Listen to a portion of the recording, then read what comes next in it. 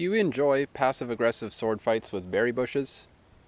Well, then you might like the Buffaloberry. This is a silver Buffaloberry bush, or several, or maybe just one. I'm really not sure. The root of these bushes will often keep putting up new stems, so you end up with these little thorny thickets made up of a single plant in up to a 12-meter radius. Like you can see in this patch over here, I think this is all the same one. It seems a striking coincidence that all of them happen to be male, and you'll see no berries on any of them. But looking at it, apart from the nice fuzzy silvery leaves, if you're like me, the part that's probably got your mouth watering already is these nice plump red berries. But be careful. If you're not careful, you'll probably be fine, but possibly disappointed. First, if it turns out to be a Canada Buffaloberry, which those ones, the fruit kind of tastes like soap. And second, if you eat these ones too early. There's a very wide window between when these things look ripe and when they taste best.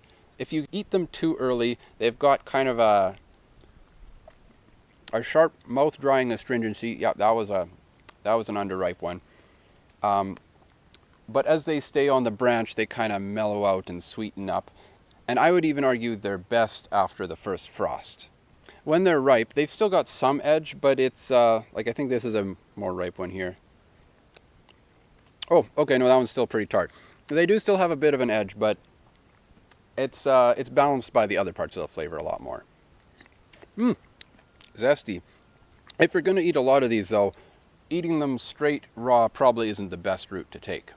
These are native to North America and were a very important food source for many indigenous groups. They did eat them raw sometimes, but the records show that historically and today even, they were much more often eaten mixed in with other things or cooked somehow.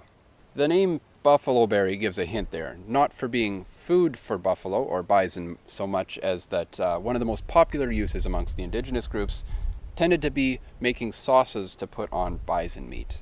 And at a similar level of popularity to that, this was commonly used in pemmican, this traditional mixture of meat, fat, and fruit which could keep for months or more. And if you look at the chemistry behind that, that makes a lot of sense actually. See, if you spent any amount of time reading health articles on the internet, either trustworthy or baloneyous garbage or anything in between, you've probably heard of antioxidants, these chemicals that show up naturally in a lot of foods. An antioxidant is, by definition, something that prevents other things from oxidizing. Now, how this often gets talked about in the public sphere is the effects it might have on human health, preventing damage to cells by chemicals, atoms or molecules known as free radicals. But antioxidants' usefulness extends well beyond that. When food goes rancid, that is the fats and oils in it breaking down. That can happen several ways, but one of those ways is through oxidizing, having oxygen come along to these fatty chains of hydrogen and oxygen, bond to them, alter them, break them apart, and leave you with chemicals that just don't tend to smell or taste great. But adding an antioxidant in the mix helps prevent that all from happening, at least through oxygen exposure. Turns out, buffalo berries are exceptionally high in antioxidant chemicals, even about in the top 10% of berries in that respect. One of those is lycopene, the same chemical that gives tomatoes their red hue and watermelon the pink, although found in higher concentrations here yet. So in pemmican you have meat that's being protected from air by fat, and fat that's being protected from air damage by fruit. It's a really useful combination that results in a food that's densely nutritious and energy-packed, yet lightweight and perfect for long-term storage. And with the buffalo sauce, again linking back to its antioxidant preservative properties, it also makes sense. See, bison are very large animals, and it was common to hunt a large number of them at once, often more than a tribe could eat in 1 or 2 meals, so much of it needed to be preserved. And this was one tool for helping with that. Even apart from preservative uses though, these were a very versatile food source, a staple for many tribes and used extensively by others. They can be made into most of the classic berry preparations, syrups, drinks, jellies, sauces, wines, plain old berries, and even stews. And beyond antioxidants, these are also very high in vitamin C and iron. One preparation I'd really like to try sometime, apparently some indigenous groups would put them into cakes and smoke and dry them like that, giving you kind of a smoky dried fruit snack for a good winter vitamin C boost. Now, I'm mainly just talking about silver buffalo berries because for the life of me, I just can't find Canada buffalo berries in my area for some reason.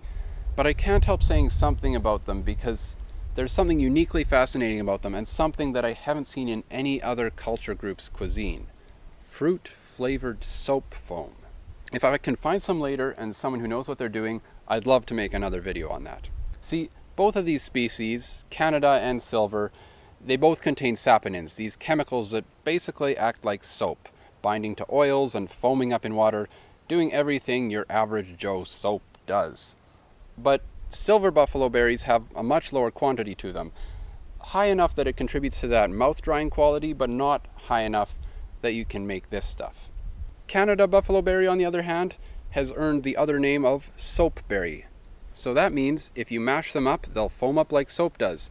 And so what a number of indigenous tribes did, and still do, is to mash them up with other sweeter berries, or perhaps a sweetener like maple sugar, and then just eat the fruit-flavored foam. I'm incredibly intrigued by this, so if any Manitoban viewers know where I could find some, or someone who knows how to make this stuff, please let me know in the comments. Anyway, back to silver buffaloberry. As you can imagine, those thorns are a bit of a hassle for harvesting, so if, like me, you don't like injuries, a better way to pick them is to put a tarp or something like that underneath and just shake the bush. They tend to fall off pretty easily, and that's the traditional method most of the indigenous used as well. One word of warning on harvesting these though, especially if you live in a place with a lot of bears and the Canada buffalo berries, be careful during harvest season. Bears love these things, and they can eat for like 16 hours a day, and biologists determined that they will sometimes eat more than 200,000 buffalo berries a day. Apparently they figured that out by counting the seeds in the bear's scat. Probably undergrads who had to do that work. Sometimes the bears in these frugivorous bacchanalias just get so caught up in eating that they don't notice anything else going on around them, and they don't like being startled by people being suddenly there, and that's led to a few hikers' deaths. So be careful in those areas. There have been some attempts to turn this more into a commercial crop since the 1800s, and projections that it would become one of the next big fruits, but it's never really caught on, owing probably to its small fruit size, that the sharpness in the flavor, and the fact that you need separate male and female plants, meaning the male ones don't produce any fruit themselves, only pollen. And of course with Canada buffalo berries, those high levels of saponins are also a bit of an issue, because eating a lot of that can irritate the digestive tract. Apart from human use though, this is a very important plant ecologically, as you can kind of see with the bear issue. I mentioned this wasn't as big a food for bison, but it was an important food for a lot of prairie-dwelling critters. One of the main food sources for sharp-tailed grouse, if it can find it, other birds and small mammals. And then of course there's the shelter it provides for a lot of small animals hiding under its thorny branches. And if you're thinking of growing this, it has one other standout feature, especially the silver buffalo berries. It does not need good soil to grow. It'll grow in a wide variety of habitats: sandy, salty, chalky, poorly drained, degraded, disturbed. It'll do them all pretty well. Even low nitrogen soil is fine because it's one of those non-legume plants that can take atmospheric nitrogen and turn it into a form that can be absorbed by other plants in the soil. They're so good at handling harsh growing conditions that they've recently actually been introduced to China's Qinghai province, a place with generally quite harsh and arid conditions. Very salty soil, extreme weather. Not a lot of things grow well in those conditions, but turns out Buffaloberry does just fine. Provides erosion control, and hopefully provides a food crop for people in a place where crop options are rather more limited. I am quite curious what sorts of dishes it's being used in there now. Unfortunately, I couldn't find anything about that, no recipes or anything. So if you happen to know anything more about that, if you happen to be from the region, please let me know in the comments. But anyway, that's the silver buffaloberry. Hopefully I'll do another one on the Canada buffaloberry at some point. Maybe I'll try smoking some of these. If you'd like to see that, let me know. But that's all I have for this time. Of course, if you have any corrections, suggestions, or good buffaloberry recipes, feel free to comment down below. Liking and subscribing always really helps me out. And for more tasty and otherwise interesting plants of the world, join me next time on Ambling with Sam.